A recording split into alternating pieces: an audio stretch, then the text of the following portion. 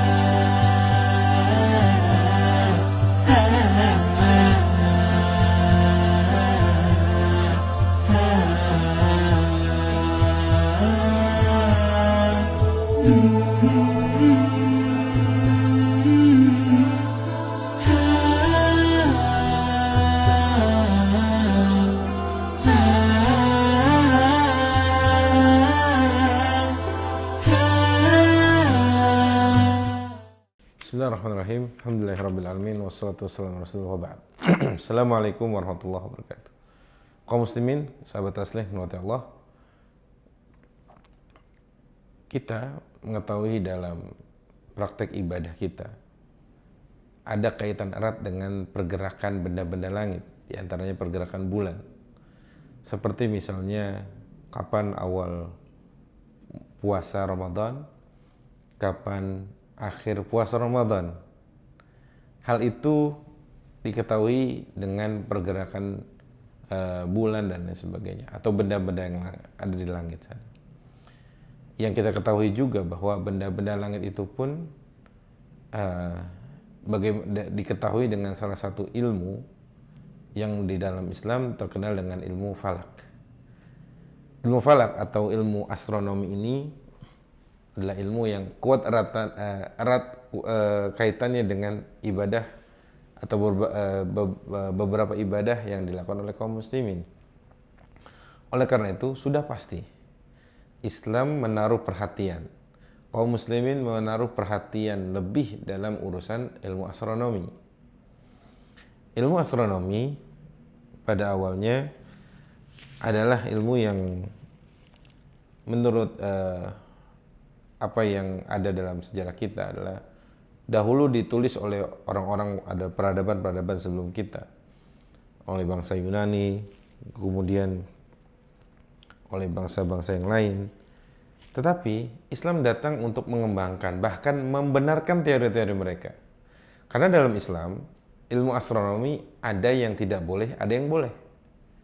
Kita tidak sedang bahas tentang ilmu itu dari sisi boleh dan tidak boleh, tapi kita akan mengambil yang dibolehkan. Yang tadi saya katakan bahwa ilmu digunakan untuk menentukan kapan awal Ramadan atau akhir Ramadan, atau berbagai macam atau beberapa ibadah yang berkaitan dengan pergerakan bulan atau matahari.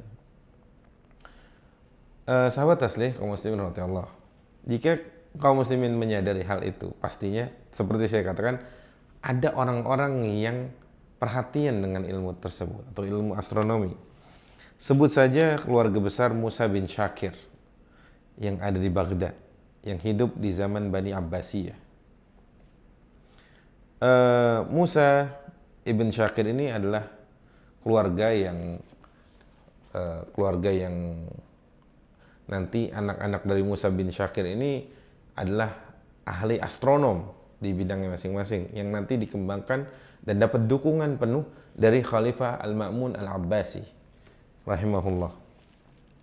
Sebagai contoh, ya, keluarga Musa bin Syakir ini, atau anak dari Musa bin Syakir namanya Muhammad ini, yang paling menonjol di antara anak-anak yang lain, yang nantinya menjadi ahli astronom tersebut, yang dengan support atau dukungan dari Al-Ma'mun tadi berhasil menciptakan teori-teori tentang ilmu astronomi tersebut. Sebagai contoh, misal ya, di zaman Al-Ma'mun, Khalifah Al-Ma'mun Al-Abbasi, adanya beberapa teropong bintang. Kita tahu kalau mungkin hari ini di Indonesia terkenalnya ada di Bosya, ada di Bosca, ada di Bandung. Ada salah satu teropong yang namanya teropong Al-Maragha juga.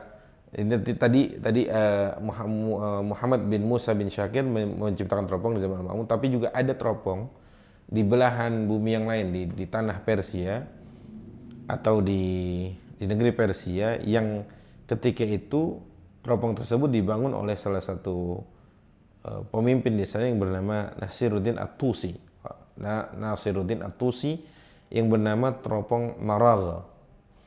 Pun kaum muslimin menciptakan alat-alat baru ketika setelah itu untuk mengembangkan ilmu yang sudah ada atau yang pernah ditulis oleh Yunani, dikembangkan oleh kaum muslimin, bahkan tidak hanya sekedar ilmu, tapi berubah menjadi alat, atau teori yang berubah menjadi alat-alat. Kita kenal ada namanya astrolog. Astrolog ini menarik.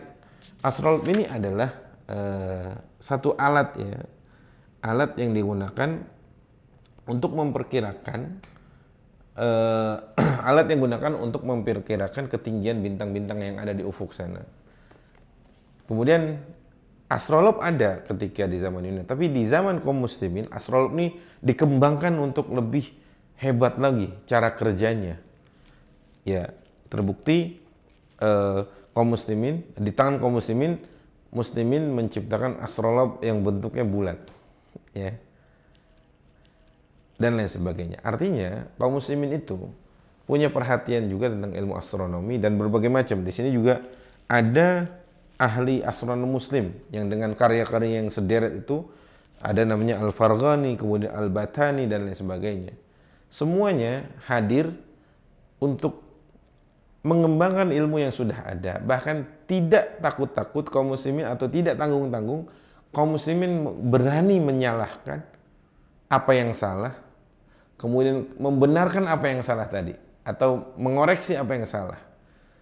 Karena ilmu astronomi kuat erat kaitannya dengan ada ilmu-ilmu yang gaib, yang itu dahulu di zaman sebelum Islam itu sangat-sangat dicekal atau sangat-sangat dikembangkan atau sangat-sangat diagung-agungkan. Tapi ketika muslimin datang, karena itu bertentangan dengan akidah dan keyakinan kaum muslimin, sudah pasti itu akan dikoreksi dan ditinggalkan.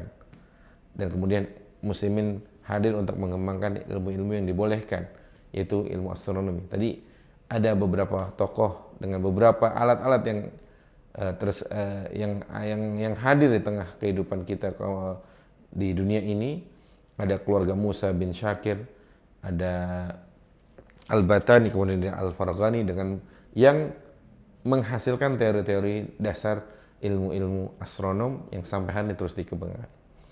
Baik, itulah kaum muslimin hadir, kalaupun dia ilmu itu telah ada sebelumnya, dikembangkan. Kalau ada kesalahan, dikoreksi, kemudian kaum muslimin mengembangkannya, bahkan menciptakan alat-alat hebat yang sampai hari ini alat tersebut terus dikembangkan. Tetapi dasar-dasarnya adalah hasil dari pemikiran para ilmuwan kita, kaum muslimin. Aku qouli hadza, semoga yang sedikit ini bermanfaat. Assalamualaikum warahmatullahi wabarakatuh. Taslih TV